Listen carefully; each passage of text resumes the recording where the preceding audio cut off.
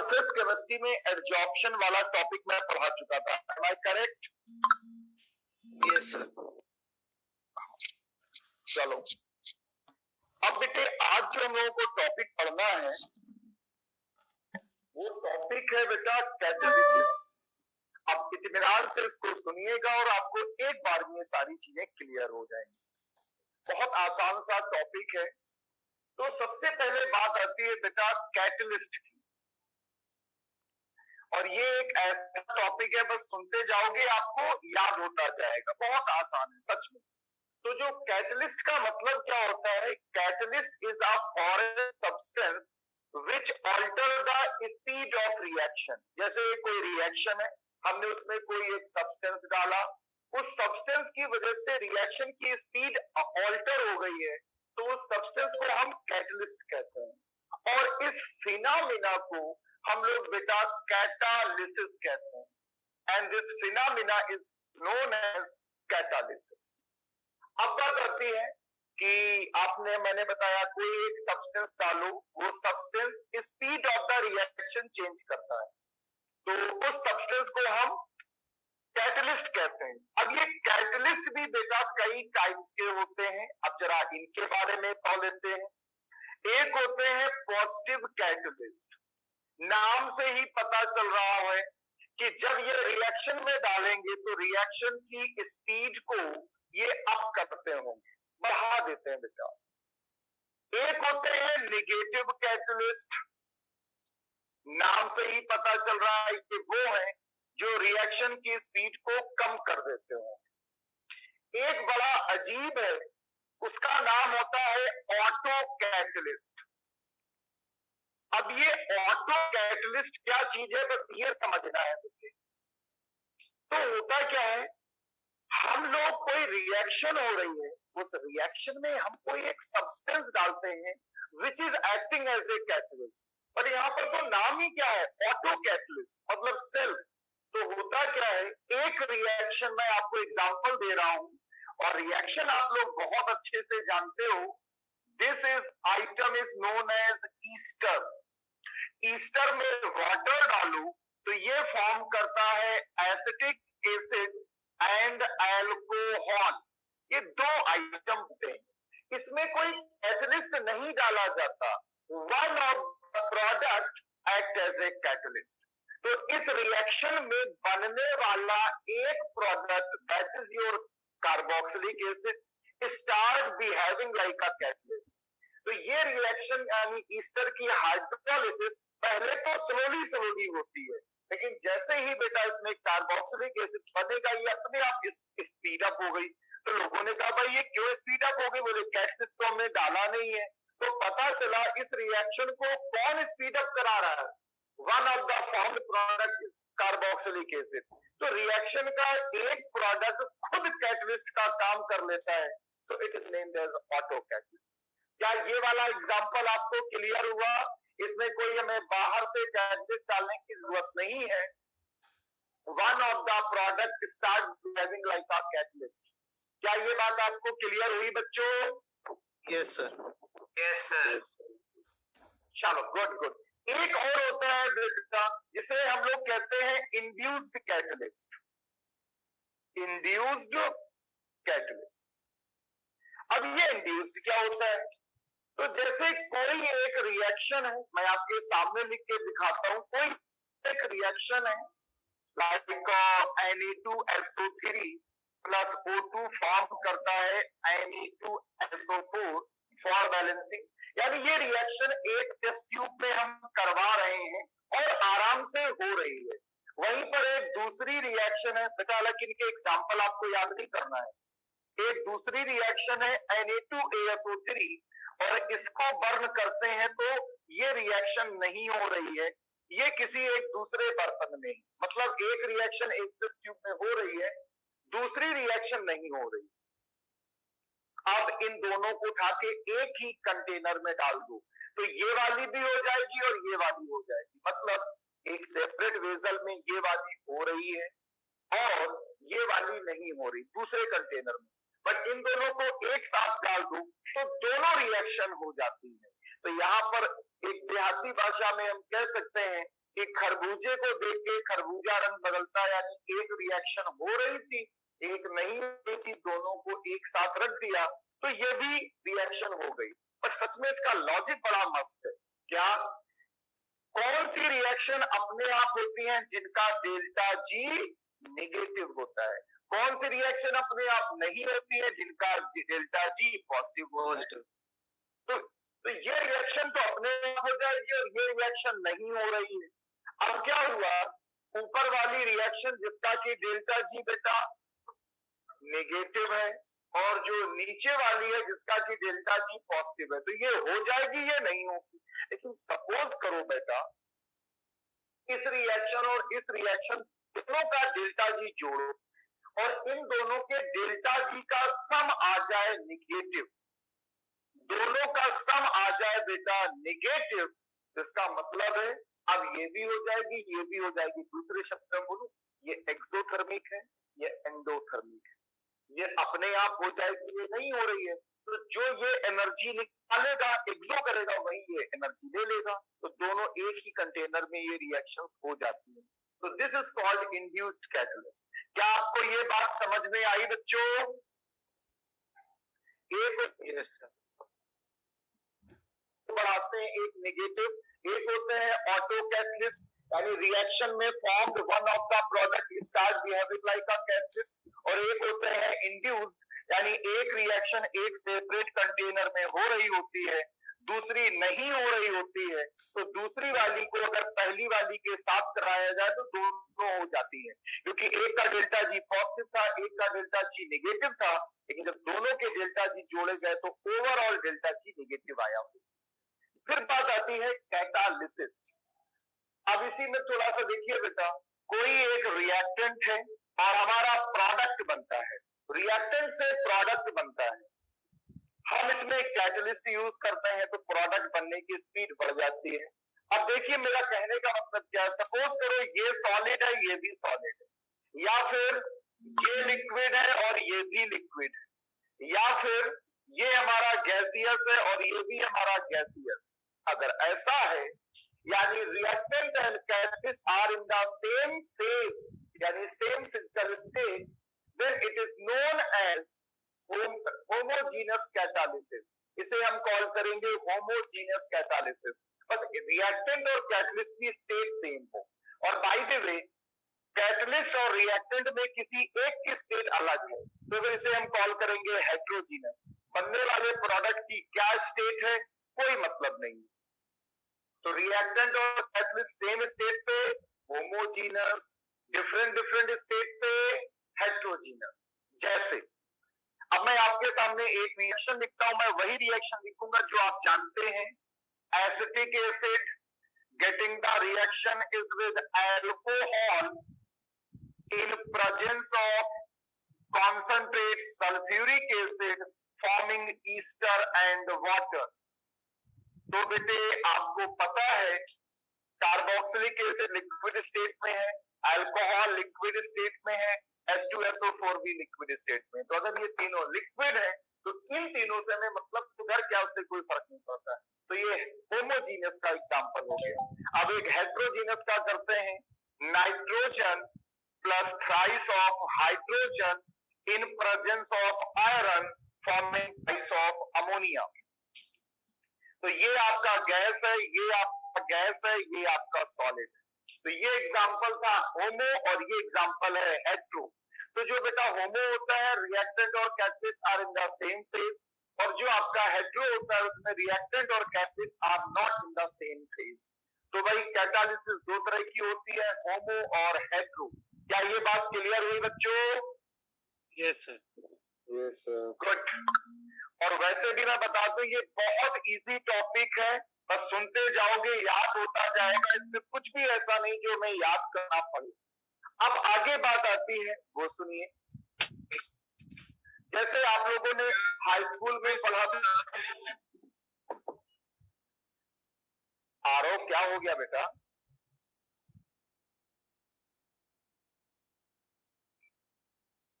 चलो हम लोग अपने मुद्दे पे आते हैं बेटे।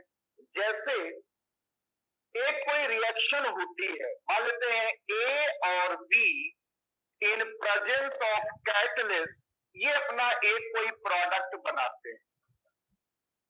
ओके, तो ये तो कैटलिस्ट है। जैसे बेटा आपने हाई स्कूल में पढ़ा था, जो हम ह्यूमन बींग्स होते हैं हमारे अंदर एंजाइम्स होते हैं और हमारी बॉडी में को एंजाइम्स भी होते हैं, एंजाइम्स भी होते हैं, को एंजाइम्स भी होते हैं।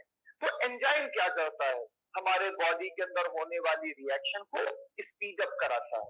तो को एंजाइम क्या करता है? वो एंजाइम को सपोर्ट करता है, यानी एंजाइम को एक्टिवेट करता है। सिमिलरली यहाँ पर ए और बी रिएक्टेंट है, ये कैटलिस्ट है। कैटलिस्ट ए और बी को रिएक्शन के लिए प्रवोक कर रहा है। लेकिन बेटे यहाँ पर एक और आइटम लिखा है, दैट इज योर डी। तो सी तो कैटलिस्ट है, डी क्या है? कैटलिस्ट प्रमोटर है। जैसे मैंने कहा था, जो कैटलिस्ट होता है वो ए और बी को रिएक्शन करने के लिए प्रवोक करता है। तो डी क्या करता है? डी मीन्स प्रमोटर है, ये कैटलिस्ट को प्रवोक करेगा कि रिएक्शन और फास्ट कराइए। तो ऐसे ही बेटा कैटलिस्ट भी होते हैं और कैटलिस्ट प्रमोटर भी होते हैं। तो ऐसा कोई सब्सटेंस जो कैटलिस्ट को प्रवोक करे कि आप जल्दी से रिएक्शन करवाइए, तो फिर बेटा वो होता है कैटालिटिक प्रमोटर। एक इसका उल्टा भी होता है बेटा, कुछ रिएक्शन ऐसी होती है। हाँ साहब बोलिए। सर मैं अभी डिस्कनेक्ट हो गया था 5-10 मिनट के लिए, तो सर आपने जो बताया था एक बार रिकैप कर दीजिए प्लीज। वही पढ़ा रहा हूँ, कुछ नया नहीं पढ़ाया है।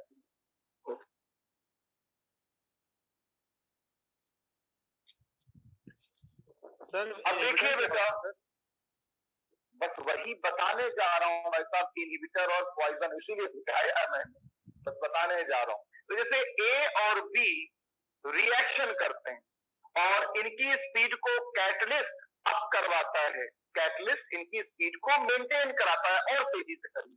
अब हमने इसमें कोई एक ऐसी चीज डाल दी लाइक बी जो कैटलिस्ट को प्रवोक करे कि और जल्दी रिएक्शन कराइए, तो that is called catalytic promoter.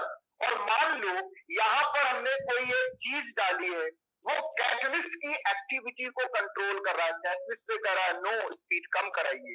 मैं आपको एग्जांपल दूंगा इसका। तो ऐसा कोई सब्सटेंस जो कैटलिस्ट की एक्टिविटी को डिक्रीज कराने की कोशिश करे, that is called catalytic poison, या उसे हम कहते हैं कैटालिटिक इनहिबिटर। वो एक ही बात होती है, कैटालिटिक पॉइजन और कैटालिटिक इनहिबिटर। अब मैं आपको, बस मैं ये सोच रहा था मैं कौन सा एग्जांपल दूं जो आपके क्लियर हो जाए। अब देखिए बेटा, मैंने आपको फर्स्ट ईयर में भी एक रिएक्शन पढ़ाई थी, अभी सबको याद आ जाएगा। Like CH2 double bond CH2 getting the reaction is with ozone. बहुत ध्यान से सुनिएगा। तो पहले बनता है CH2 सिंगल बॉन्ड CH2, एक O यहाँ, एक O यहाँ, एक O यहाँ। फिर मैंने कहा था इसकी रिएक्शन वाटर से कराइए, ये फर्स्ट ईयर का है। अभी 12th का भी एग्जांपल दूंगा। तो ये वाला पार्ट इधर टूटता है, ये वाला पार्ट इधर टूटता है और ये वाला O यहाँ चला जाता है। तो CH2O could be written as CH2O और ये भी CH2O, साथ में बनेगा H2O2। H2O2 कहीं इस रिएक्शन को फर्दर ऑक्सीडाइज ना करती तो हम लोग यहाँ पर यूज करते थे जिंक। मैंने पढ़ाया भी था, यहाँ पर जिंक यूज करोगे तो ये रिएक्शन यही स्टॉप हो जाएगी, अदरवाइज आगे बढ़ जाएगी। तो यहाँ पर जिंक आपका कैटालिटिक पॉइजन का काम करता है। एक और एग्जांपल आपको देता हूं, ये तो फर्स्ट ईयर वाला था। एक और एग्जांपल देता हूं, जब आने वाले चैप्टर में हमें एल्डिहाइड में पढ़ना होता है, RCOCl एक आइटम ये है, इसकी रिएक्शन हाइड्रोजन और निकिल या हाइड्रोजन और पैलेडियम से कराई जाए तो ये वाले हाइड्रोजन इस तरह से आते हैं, ये वाला बॉन्ड टूटेगा यहाँ, तो आंसर HCl अलग हो जाएगा और ये बनेगा RCHO और HCl निकल गया। लेकिन हम इसी रिएक्शन को और आगे प्रोसीड कर देंगे क्योंकि भी हाइड्रोजन ये पूरे खत्म नहीं होते हैं, तो ये बचे हुए हाइड्रोजन इसको फिर से रिड्यूस कर देंगे और अब आंसर आएगा RCH2OH। RCH2OH यानी यहां पर हमने जो कैटलिस्ट डाला है पैलेडियम, वो इतना ताकतवर है कि पहले तो वाकई एल्डिहाइड बनता है, लेकिन अगर पैलेडियम पड़ा रहा तो वो एल्डिहाइड को फाइनली अल्कोहल पहुंचा देगा। लेकिन अगर इसी रिएक्शन में इस पैलेडियम को कंट्रोल करने के लिए सल्फर डाल दिया जाए, पैलेडियम को कंट्रोल करने के लिए सल्फर डाला जाए तो सिर्फ एल्डिहाइड बनेगा। अब ये रिएक्शन आगे हमारी नहीं जाती है। तो साहब ये थे कैटलिस्ट, और इनकी हरकतों को इसने कंट्रोल कर दिया कि अब और आगे नहीं करने देंगे। तो this is your called catalytic poison, या इसी को हम कहते हैं कैटालिटिक इनहिबिटर्स। तो जो एक मिनट बेटा, जो कैटलिस्ट की रिएक्टिविटी को कंट्रोल करे उसे हम कैटालिटिक इनहिबिटर या कैटालिटिक पॉइजन कहते हैं। हाँ साहब, अब बोलिए सर। नेगेटिव कैटलिस्ट और कैटालिटिक इनहिबिटर में क्या फर्क होगा? बहुत बड़ा फर्क है बेटा। उसमें कैटलिस्ट ही ऐसा है जो रिएक्शन को नहीं होने दे रहा है। कैटलिस्ट ही, यहाँ पर क्या है, कैटलिस्ट काम कर रहा है कि नहीं मैं तुम्हारी स्पीड पढ़ाऊंगा, कोई तीसरा बंदा आके कह रहा हो स्टॉप इट। मैं आपको एक दूसरा एग्जांपल देता हूँ, यू विल कनेक्ट इट। जैसे बेटे आप ये अपनी कोचिंग क्लास चल रही होती, कोई दो बच्चे लड़ रहे हैं, कोई दो बच्चे लड़ रहे हैं। यस सर स्क्रीन रुक गई है। पता, उनको भी पता होगा। एक चौथा बंदा आता है, वो इस तीसरे से कहता है what are you doing, these are our classmate, please stop this. तो ये जो चौथा आया है इसने तीसरे से बोला है कि प्लीज ये सब मत कराइए, आप लड़ाई मत करवाइए इनके बीच। तो ये चौथा क्या कहलाएगा? Catalytic poison. सपोज ये दो लड़ रहे होते, ये तीसरा लड़वा रहा होता, चौथा आता और वो तीसरे से कहता आप कितना ही लड़वा पाए, आपकी जगह मैं होता मैं और लड़वाता। तो वो है कैटालिटिक प्रमोटर। बात समझ में आ रही है? अब सुनो निगेटिव कैटलिस्ट क्या है। ये दो लड़ रहे हैं, तीसरा आया, बोलो रोको, that is called negative catalyst. बात समझ में आ गई? तो कैटलिस्ट अलग है, निगेटिव कैटलिस्ट अलग है, प्रमोटर्स अलग है, इनहिबिटर्स अलग है। अभी मैं आपको और भी कुछ चीजें बताऊंगा। अब ये एग्जाम्पल मत रखने बैठ जाना, आपको जब हम खुद आगे और खेलने हैं एल्डिहाइड तो आप देख के बता दोगे अरे सर ये तो उसका एग्जाम्पल लग रहा है, क्योंकि बेटा हमें केवल कॉन्सेप्ट सीखना है, रिएक्शन देख के पता चलना चाहिए कि किस टॉपिक को बिलोंग करता है। अब देखिए बेटा, इसके बाद हमें क्या करना है, तो इसके बाद हमें क्या करना है वो सुनिए। तो ये तो हो गया भाई कैटलिस्ट, कैटलिस्ट प्रमोटर। बेटे थोड़ा सा स्क्रीन गड़बड़ कर रहा होगा क्योंकि शायद आप लोगों के यहाँ भी पावर की बहुत सारी प्रॉब्लम चल रही होगी। हमारे यहाँ तो भाई बेटा बहुत पावर है, 10-10 मिनट में पावर कट होता है, फिर 2 मिनट बाद आएगा, फिर कट होगा। इसलिए थोड़ा सा जब वाईफाई से मोबाइल नेटवर्क जाएगा तो स्क्रीन फ्रीज हो रहा होगा बेटा। अब आपको मैं ऑडिबल और स्क्रीन क्लियर है बच्चों? Yes sir. Yes sir. हाँ, तो बीच बीच में हो तो बस 1-2 मिनट के लिए होगा, मैनेज कर लीजिएगा। तो ये तो बात हो गई कैटलिस्ट की। अब एक बात आती है, हमें पढ़ना क्या है? हमें पढ़ना है कि कैटलिस्ट कैसे काम करता है। तो आप बोलोगे सर जी पता है, केमिकल काइनेटिक्स में आपने पढ़ाया था, it lowers the energy of activation and provide another pathway. वाकई हमने यही पढ़ाया था, लेकिन वो बेटा हमने केमिकल काइनेटिक्स से पढ़ाया था। टॉपिक तो चल रहा है सरफेस केमिस्ट्री, तो अब हम उसे कैसे समझेंगे? तो बस यही सीखना है, जरा देखिए। एक्चुअली बात क्या होती है बेटा, जो कैटलिस्ट है, कैटलिस्ट के कुछ कैरेक्टर्स मैं लिखता हूं, कैटलिस्ट के कैरेक्टर्स। तो जरा ये कैरेक्टर्स देखिए बेटा, क्या कैरेक्टर है कैटलिस्ट का?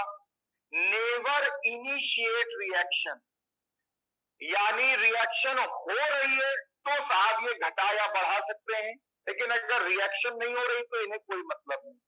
तो ये never initiate a chemical reaction. दूसरा है never participate in a reaction, remain unchange.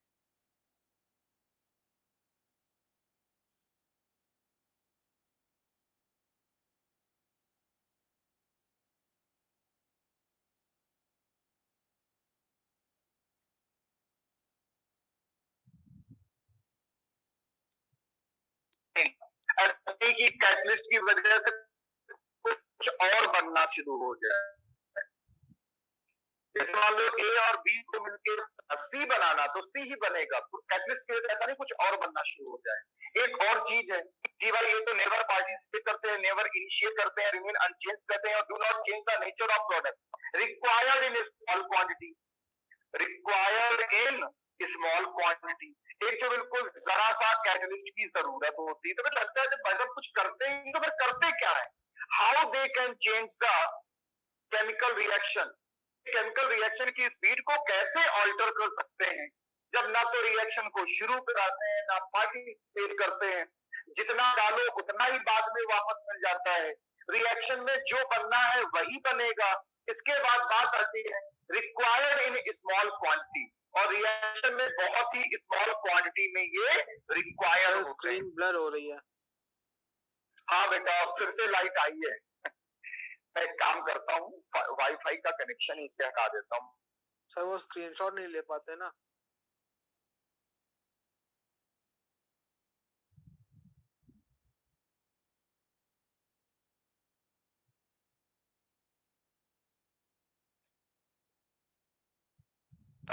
Catalyst reaction में जो बन रहा है वही बनवाएगा, यानी जो प्रोडक्ट बनना था वही बनेगा, कोई चेंज नहीं करेगा, और बड़ी कम मात्रा में यानी कम अमाउंट में रिएक्शन में रिक्वायर्ड होता है। तो अब बात आती है आखिर कैटलिस्ट करता क्या है। तो मैं पहले कुछ स्ट्रक्चर बना रहा हूं, वो देखिए, समझ में आ जाता है, वेरी गुड। अदरवाइज मैं आपको एक सिंपल सा एग्जांपल दूंगा, उससे आपका क्लियर हो जाएगा।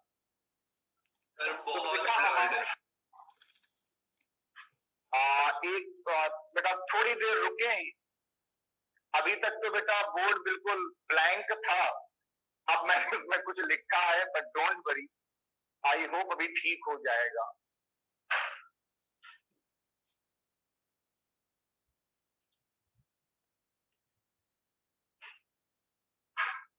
सर ये जो आप लिख रहे हैं ये सर आपने नोट्स में भेजा है? अभी भेजूंगा बेटा आज। अच्छा ठीक है सर। बहुत छोटी बात इसमें बताने जा रहा हूं बेटा, बस ठीक है, बिल्कुल। ये अभी तो मैं कुछ एक ही चीज बार बार लिख रहा हूं बस, क्योंकि मुझे कुछ समझाना है इसी में।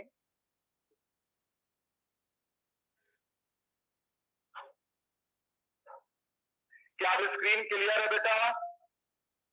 नहीं तो बेटा नो सर। मुझे भी दिख गया। हाँ, एक मिनट बेटा, एक मिनट।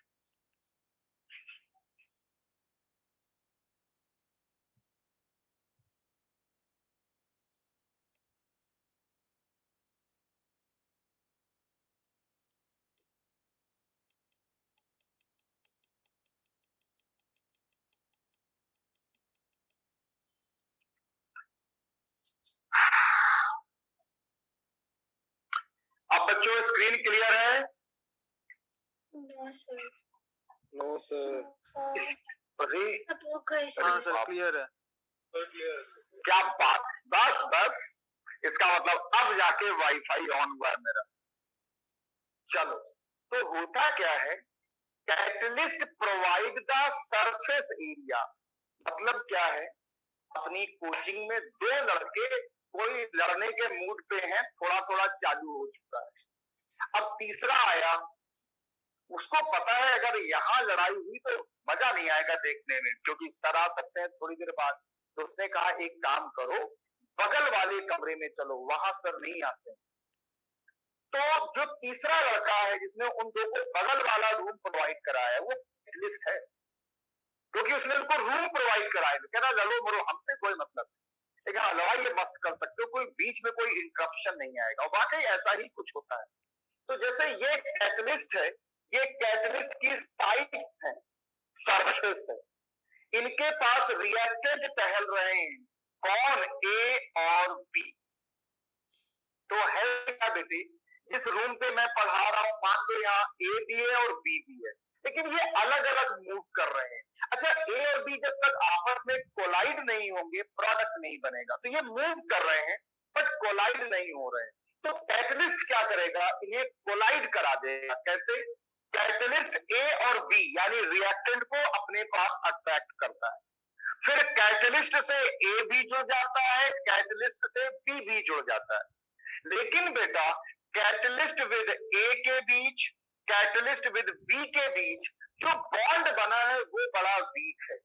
तो ए और बी कैटलिस्ट की सरफेस पर आकर चिपके हैं। सरफेस पे आके चिपकना इज नोन एज, बच्चों it is known as adsorption. वाकई कैटलिस्ट की सरफेस पे रिएक्टेंट मॉलिक्यूल आकर एडजॉर्ब हो जाते हैं। फिर क्या हुआ, एडजॉर्प्शन के बाद कैटलिस्ट और रिएक्टेंट के बीच कोई खास फोर्स ऑफ अट्रैक्शन नहीं क्रिएट होता है। तो कैटलिस्ट और ए का जो बॉन्ड बना वो वीक है, कैटलिस्ट विद बी का बॉन्ड बहुत वीक है। फिर होती है बेटे केमिकल रिएक्शन। अब हो रही है केमिकल रिएक्शन, और केमिकल रिएक्शन होती है ए और बी के बीच। तो कैटलिस्ट से ए जुड़ा था, कैटलिस्ट से बी जुड़ा था, फिर ए और बी आपस में जुड़ गए, लेकिन पता चला ए और बी का बॉन्ड बड़ा पावरफुल है as comparison to a with catalyst, b with catalyst.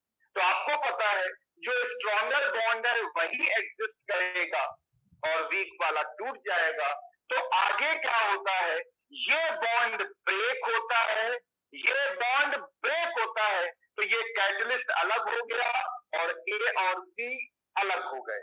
तो बेटा किसी के सरफेस से एब्जॉर्ब्ड आइटम का बाहर निकल जाना इज नोन एज, मैंने पढ़ाया था, एब्जॉर्ब पार्टिकल का सरफेस छोड़ के चले जाना इज कॉल्ड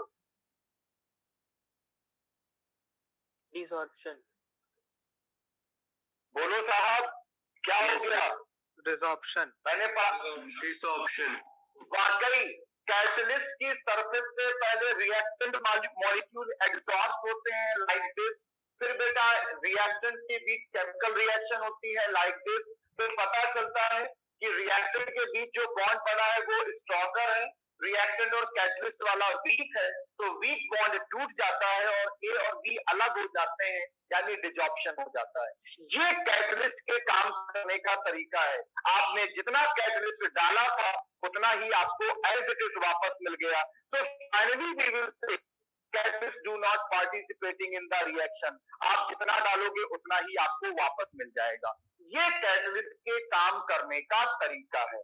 अब इसी को मैं एक अपनी जनरल लैंग्वेज में आपको बताता हूं।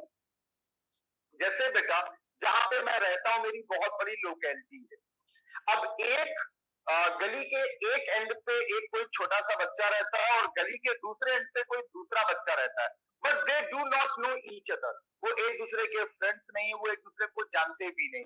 लेकिन अगर मैं उसमें एक बच्चे को बुलाऊं बेटा कम हियर, तो बच्चा मेरी वजह से मेरे पास आ गया। तो यहाँ पर मैं कैटलिस्ट हूँ, मैंने ए को बुला लिया, वो मेरे पास आया, मैंने उससे पूछा और बेटा घर में सब बढ़िया, वो मेरे से बात करेगा but he will not be interested to talk with me. Reason मेरे से बहुत छोटा है और मैं बड़ा हूं तो मेरे साथ उससे कोई इंटरेक्शन फील नहीं होगा। फिर मैं गली के दूसरे एंड पे जो बी दूसरा बच्चा खेला था, मैं कम हियर बेटा उसको बुलाया, तो वो दोनों बच्चे मेरे कहने पे मेरे पास तो आ जाते हैं, बट ना तो पहले बच्चे को मेरे से बात करने में कोई मजा आ रहा है ना दूसरे को मेरे से। हाँ, अगर वो आपस में बात करना शुरू कर दें तो शायद उनको ज्यादा इंटरेस्ट फील होगा। रीजन उन दोनों की एज सेम है। तो बेटा फिर ए कैटलिस्ट से जुड़ा था, बी कैटलिस्ट से जुड़ा था, लेकिन ए और बी का कैटलिस्ट से कोई इंटरेस्ट नहीं था। लेकिन हाँ, ए और बी जुड़ जाए तो ज्यादा होगा, बस वही यहाँ पर कंडीशन हुई है कि ए और बी आपस में जुड़ गए, कैटलिस्ट को उन्होंने किनारे करके, तो क्या हुआ, ए आया बी आया यानी एडजॉर्प्शन हुआ।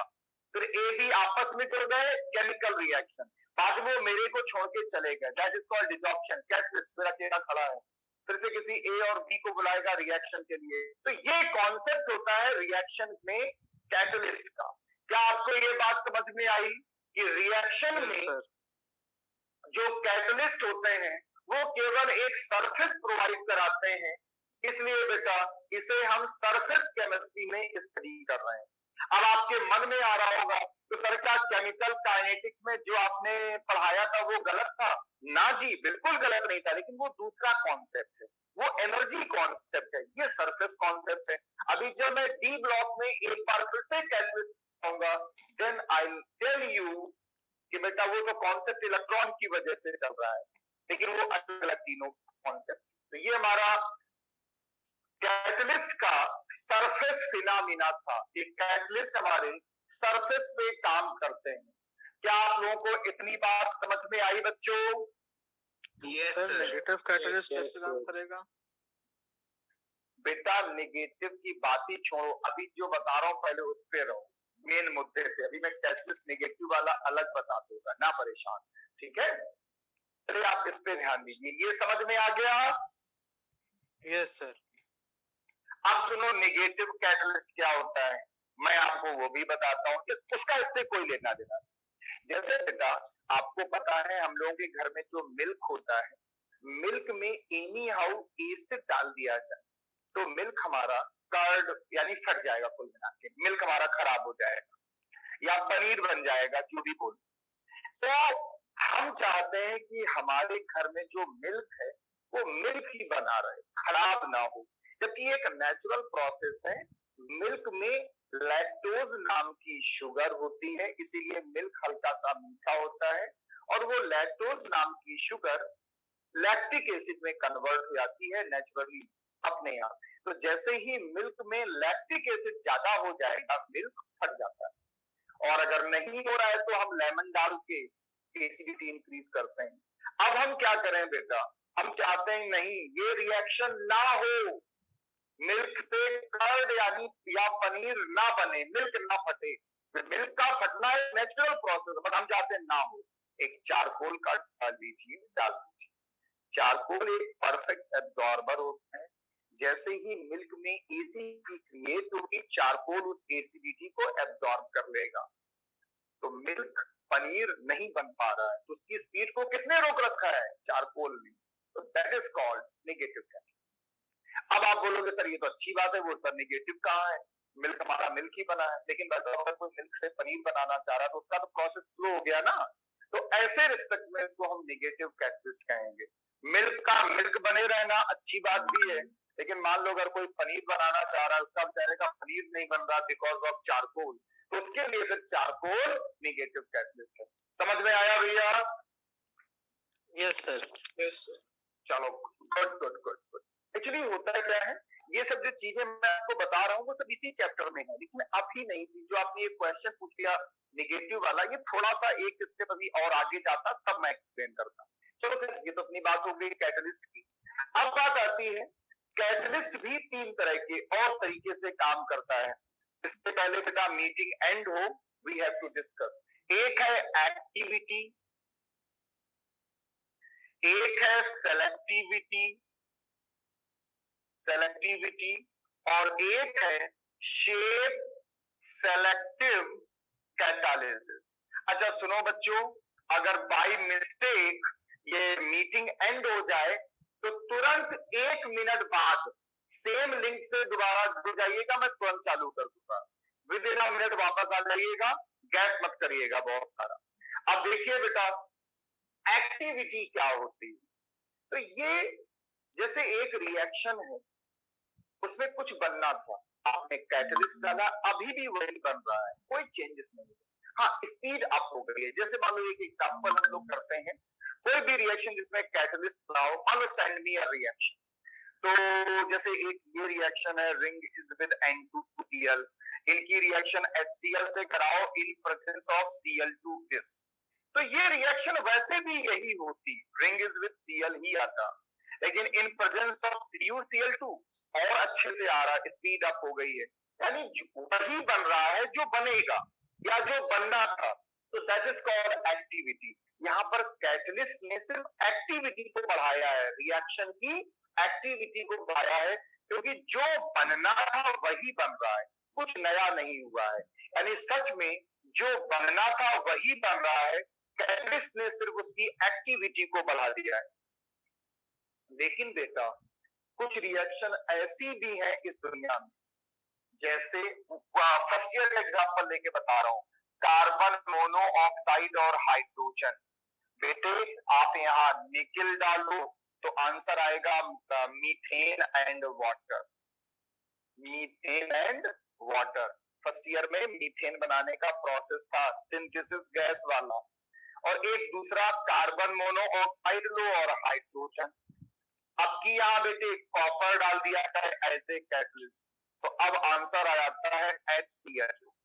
कितना अंतर देखो बेटा, रिएक्टेंट वही है कार्बन मोनोऑक्साइड और हाइड्रोजन, बट कैटलिस्ट आपने डाला निकिल तो बना एल्केन यानी मीथेन बना। और एक बार आपने फिर से वही लिया कार्बन मोनोऑक्साइड और हाइड्रोजन, लेकिन कैटलिस्ट कॉपर है, आंसर कुछ दूसरा है। तो here catalyst is selecting what is going to form in the reaction, यानी what product will be formed. So here catalyst is deciding कि what type of the product will form during the reaction. बात समझ में आ गई? तो this is called selectivity, यानी हमने catalyst डाला वही बन रहा है जो बनना था, एक्टिविटी। हमने कैटलिस्ट चेंज करा, प्रोडक्ट भी चेंज हो गया, दैट इज कॉल्ड सेलेक्टिविटी। क्या ये बात समझ में आई? एक्टिविटी और सेलेक्टिविटी। यस जो मैं कुछ पूछ रहा हूँ, क्या आपको एक्टिविटी और सेलेक्टिविटी सर आ गया। क्लियर हुई? सर थोड़ा थोड़ा है।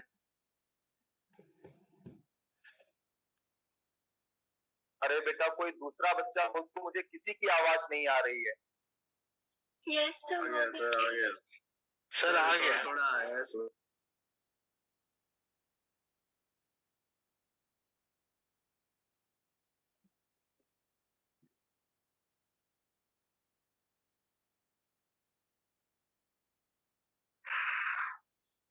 चलो बेटा एक काम करते हैं, ये टॉपिक अभी फिर से करेंगे। After 2 minute again you have to join, just in 2 minute.